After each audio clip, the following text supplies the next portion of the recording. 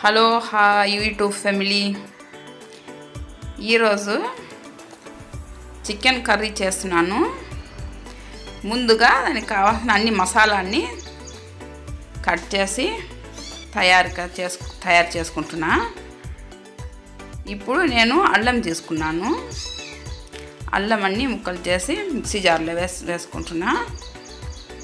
ఆ తర్వాత వెల్లుల్లి కూడా తీసుకోవాలి. వెల్లుల్లి కూడా తీసుకొని అది కూడా ఒలిచి అది కూడా చుట్టాం కడిగి అందులో పెట్టి అన్నీ మిక్సీ కొట్టుకోవాలి. ముందుగా మసాలా తయారు చేసుకోవాలి.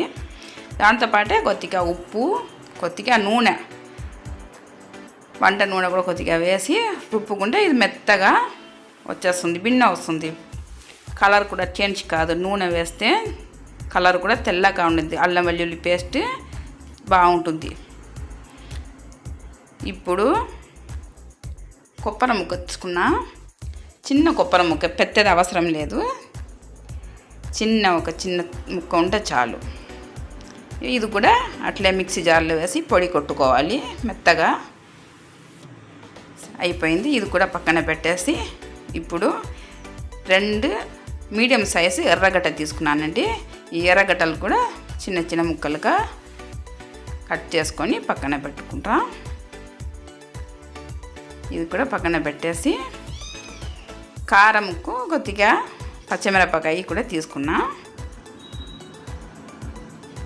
పచ్చిమిరపకాయ 4-5 పచ్చిమిరపకాయ కూడా ఒక 3 టమాటా కాయలు కూడా తీసుకొని ఇది కూడా ముక్కలుగా చేసుకొని పక్కన పెట్టుకోవచ్చు. ముందు పెట్టుకోవాలి ముందుగానే.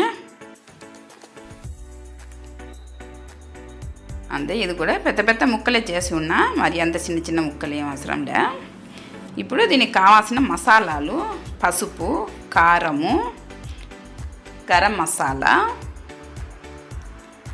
చికెన్ మసాలా తీసుకున్నా. దీనికి మర్చిపోకుండా చికెన్ మసాలా వేసుకోండి, చాలా బాగుంటుంది. ధనియా పొడి కొద్దిగా ఎక్స్ట్రాని తీసుకోవాలి. అన్నీ తయారు చేసి ముందుగా పెట్టేసినానండి. ఇప్పుడు కొద్దిగా కడాయి మసాలా కూడా తీసుకోవాలి. దాంతోపాటు 2 బిర్యానీ ఆకులు, పట్ట, లవంగాలు, ఏలక్కాయ తీసుకున్నా.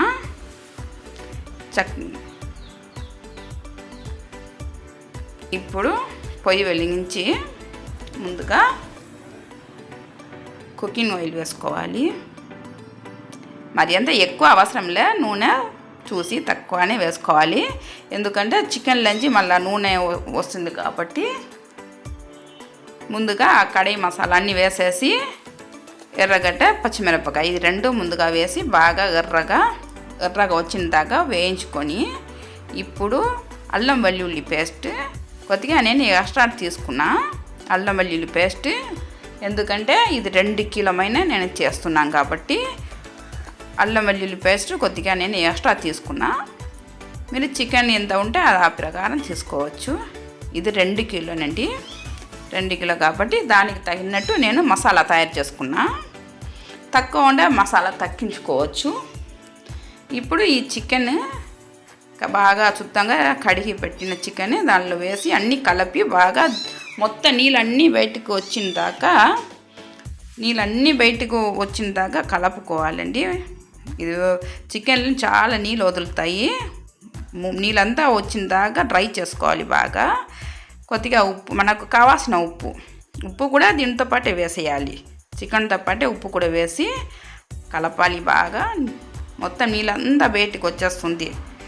నీళ్ళన్నీ బయటకు వచ్చిన తర్వాతనే మసాలా కలపాలి. కొంతసేపు ఒక 10 నిమిషాలు అట్లా వదిలేస్తే మొత్తం నీళ్ళంతా బయటకు వచ్చేస్తుంది.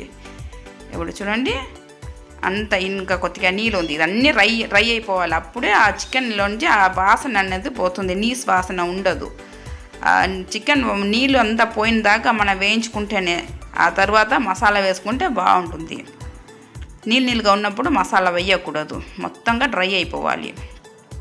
ఇప్పుడు నేను తీసి పెట్టిన మసాలా ఉంది కదా, ఆ మసాలాలన్నీ వేసి కొంతసేపు అది కూడా అట్ట కలిపేసి కొబ్బరి పొడి ఉంది కదా, ఆ పొడి కూడా కొద్దిగా వేసుకోవాలి. ఎక్కువ అవసరంలే, కొద్దిగా వేసుకోవాలి కొబ్బరి పొడి కూడా.